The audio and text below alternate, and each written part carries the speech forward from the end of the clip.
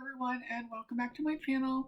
My name's Sophie, and this channel is chronicling my journey to get my life back after having been diagnosed with some chronic illnesses. Today I wanted to do a doctor roundup for this part of my medical journey, I suppose. If you've been following along, you know I lose health insurance on November 30th. So these are the last appointments I will be having. I do have a sleep study coming up on Monday and Tuesday, the November 28th and November 29th, but I will make a separate videos about that as well as the follow-up with the sleep doctor, which isn't until mid-December. But I do have updates on everything else. So I'm going to look at my other computer, which is behind this one, and go down the list. So my local cardiologist and pulmonologist never responded to me. I messaged them through the portal when I got back from Cleveland Clinic, so this was like mid-October, and I haven't heard from them. They both said they were going to look at the notes and whatnot from Cleveland. One of them said if they had anything to add, they would get back to me, so I guess he has nothing to add. And the other one said that he would take a look and get back to me, and he never got back to me. Since I lose insurance, I don't see any reason to reach out to them at this point. When I get insurance again, I will ask Cleveland if they want me to have local doctors, because right now they are basically taking care of my care, even though it's long distance. I'll get there. That'll be another video about what's going to be happening moving forward. That'll be next week. The neurologist at Cleveland Clinic did get back to me. Well, he didn't get back to me, but he had said if he didn't get back to me in a week to message him, so I did. And he said the metabolic specialist did not think it would be worth doing further testing for my neuromuscular abnormalities that were found in the EMG, that there wouldn't be any clinical use for it because there's no medication for it, and I'm taking a lot of the mitochondrial supplements anyway, so there's really nothing to do from their end.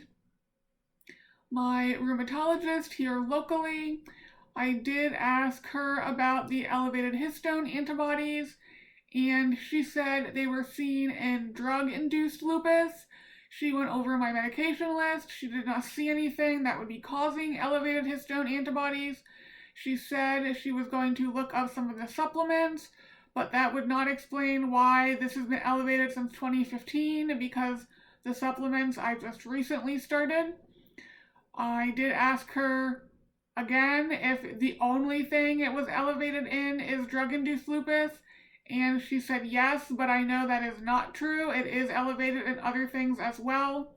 Again, I'm losing insurance next week. It's not worth not fighting it, but pushing the point. I am on Plaquenil. I've been on Plaquenil since 2015.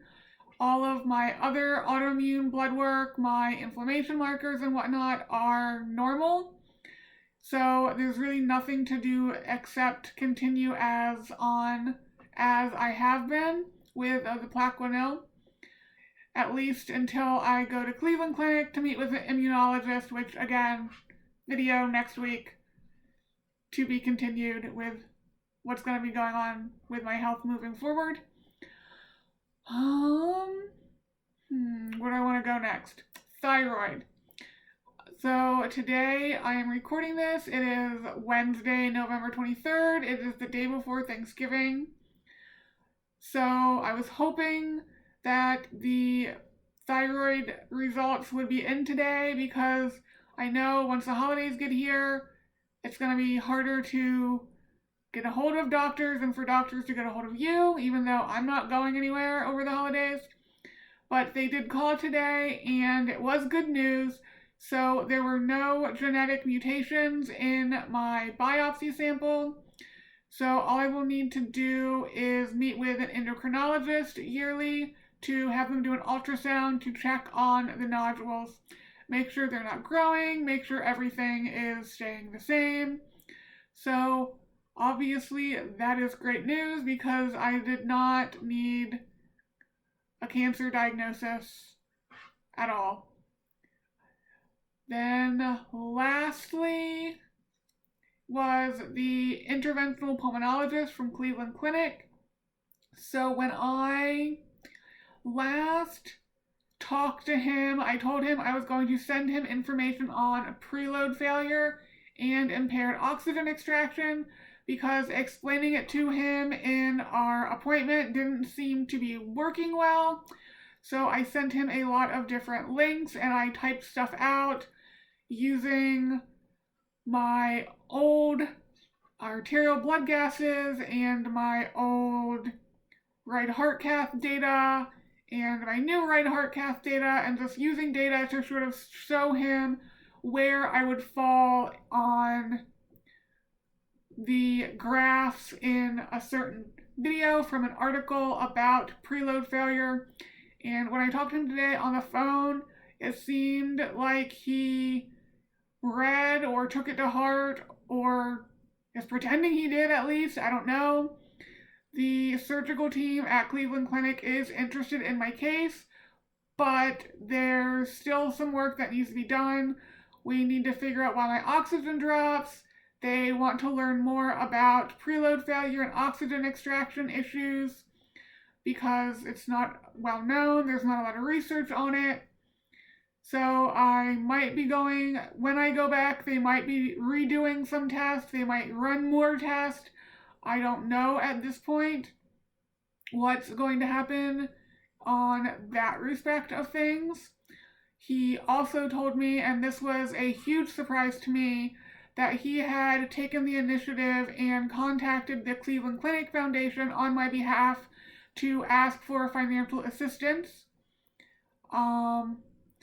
So he is hoping that it will be approved and it will cover me until March, which is when I will have medical insurance again, is March 1st. He's hoping that it will cover a virtual appointment with the surgeon so the surgeon can see me, talk to me face to face, if you will, even though it's at the computer. He's hoping it'll go through and it'll at least cover that so things aren't on hold until March.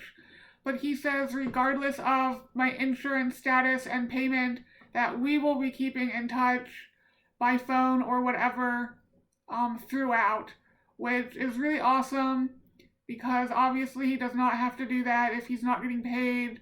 Like, I wasn't planning on messaging through the portal or anything. Like, November 30th, that was going to be it. So to know that he will still be checking up on me and we're still working on this together is really nice to know. He does want me to still see if I qualify for the CPAP when I do my sleep study, so that's a to be continued, but I will find out about that very shortly, within the next few weeks. Let's see, I think I hit all of the medical updates in summation, basically. That's the gist of things. Again, I will make another video, I guess, for next Wednesday about moving forward, what is going to be happening. Oh, no. I also had a virtual appointment like an hour or 2 hours ago with the cardiologist at Cleveland Clinic, and he also seems to have came around. He talked to the doctor at Cleveland Clinic who does the preload failure research, so he seems to have a better understanding of that, or again, is pretending he does.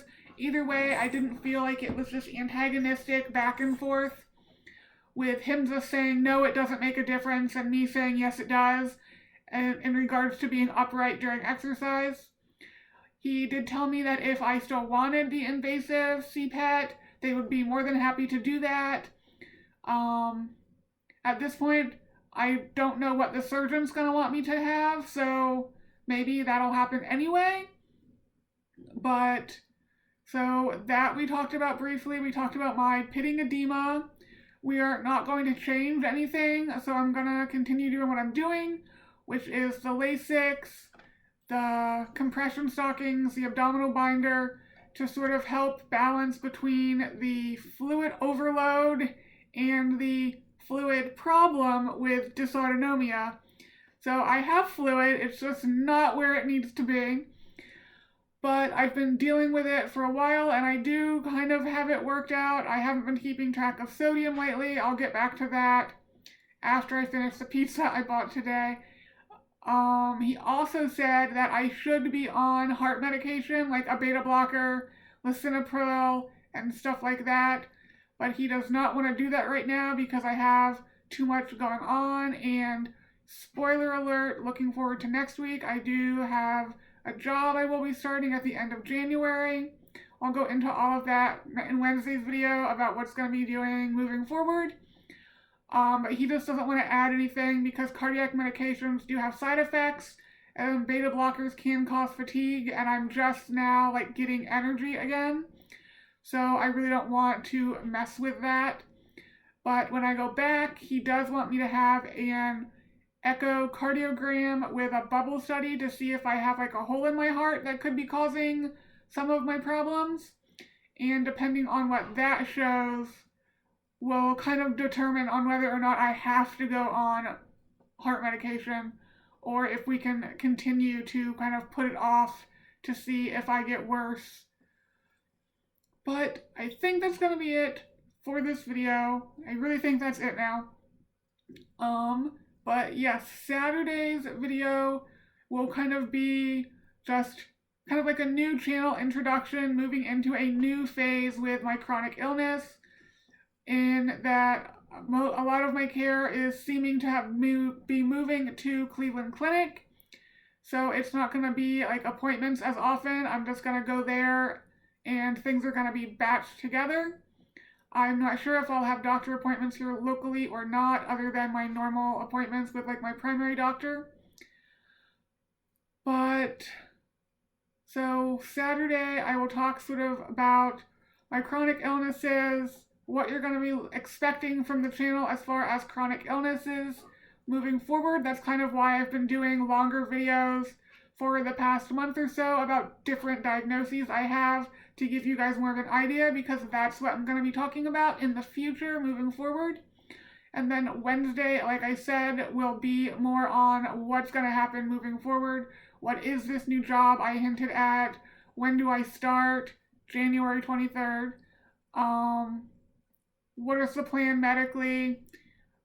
Next steps, and all of that good stuff. So that is what you have to look forward to in the next couple of weeks. And until then, if you are seeing this when it comes out, I will have it scheduled to come out on Thanksgiving at 10 a.m. If you are seeing this, I hope you have a wonderful Thanksgiving with your friends and family. I have a lot to be grateful for this Thanksgiving, so that does not go unnoticed by me this year. And I will talk to you guys on Saturday. Bye, guys.